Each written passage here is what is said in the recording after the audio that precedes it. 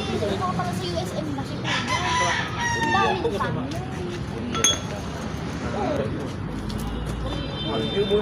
Ayan, bảo là quay cảnh Khá là chỉ cần mua lên đâu là được cơn mướt mà. Thấy luôn có thể Wait lang ako mag-uwi. Bao nhiêu lít tôm? Ai bảo đi đâu? Em đã bảo là lại chinh chiến với anh em đến cùng mà. Cái gì 2, 3 hộp rồi. Vé mà mày chưa đổi cho vé tao rồi. Đáng đợi thôi. Em đổi trong đầu rồi. Tao có nghe tin mà cảm ơn. Anh đổi á? Đổi vé mất 5 triệu. 5 triệu hả? Harap mo yung logo. Này rất là kiểu lò. Huwag ka tumingin sa camera. Okay, dyan lang sa data. Ready? And 3, 2, 1, and go. 15 lần xong rồi đấy. 100. 15 là mất 5 triệu, đổi sang 17 là còn mất 7 triệu. Tôi từ anh. Buksan mo na.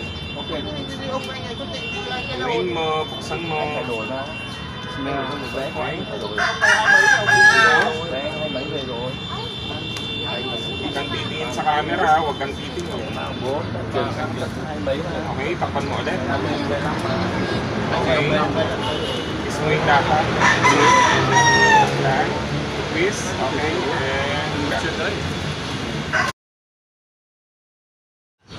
Makakapabuhay ako ng malusog ng hindi na kailangan mag-alala tungkol sa sakit. And cut. Okay, good. Bảo chúc Very good. Ganda eh. No more? Galing mo. One more.